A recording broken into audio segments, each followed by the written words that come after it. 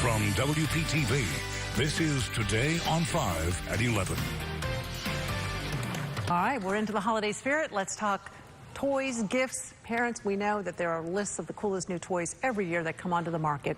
But which ones are not only fun, but also promote language development, social skills, and family interaction? Telespeech therapist Avivit Ben-Aharon joins us this morning to talk more about a great selection of toys that are so terrific for kids to be with, but they help them as well develop fundamentally and educationally as well. Great to have you here. Thank you. Do parents know these toys serve different purposes? I don't think a lot of parents recognize that these toys could be very helpful to promote speech and language skills for their kids. Why don't we just, you've got so many of them here. Yes. I think it'd be really helpful if we just start going through them and kind of talk about what parents need to be looking for in toys. Of course. So when we start with babies, we really want to start as young as they're born. We want to start singing and talking and interacting with our babies. And a toy like this, that's just a rattle toy or anything that makes noise and has vibrant colors that a baby would be drawn to and start tracking and looking towards, would be great. So you don't have to get fancy. You just do not have to stick with that. the basics. Very simple, inexpensive, and fun and interactive, and it promotes language and communication with the baby.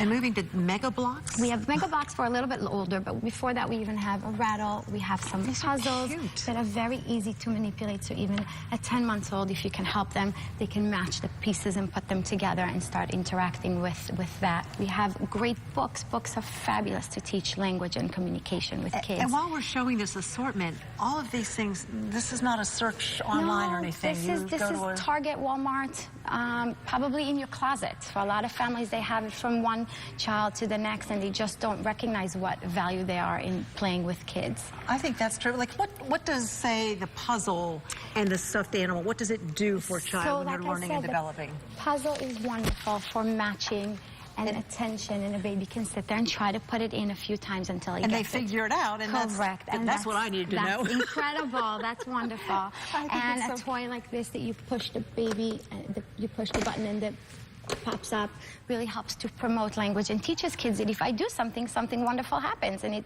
fosters learning. And what I like is these are basically traditional toys. Very traditional. I did not go the very, very techie or fancy route. I picked out the more traditional ones. All right. Headbands is a fabulous game. You put it on your head and you would have a band as well. And we would ask each other questions to try to figure out what's on top of my head. So you don't know, I know, and I'm giving you clues. Exactly. So I could say chocolate. You could say chocolate or something that we eat. Wonderful, yes. There is a matching game here also called Zingo that's very, very fun. Bubbles with babies are great also, just blowing bubbles and having the baby walk around.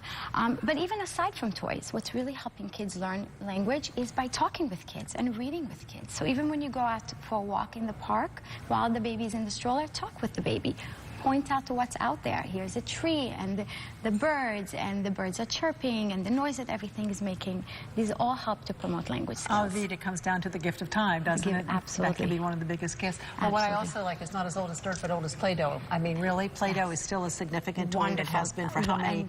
60 decades, 70 years? I mean, it's terrific. Yes. You're also the owner of a speech development company, and I wondered, like, if you think as a parent your child is struggling with language development, what can they do, and how do they reach out to you if they think they need extended help? But what should a parent be looking for to determine whether the child's having a problem? Great question. So oftentimes when they're younger, if they're not looking at you, if they're not starting to coo and babble and make noise, then that's usually a sign that you should speak with your pediatrician. As they get older, oftentimes schools get involved and let you know that there is an issue with your child's learning academic skills, and that's when we would step in and be able to help. And you're with Gr8 Speech. Gr8 Speech, right? Gr8 Speech, an online speech therapy service company. Well, we love that. Thank you for joining us. All of these toys and more information on our website, WPTV.com.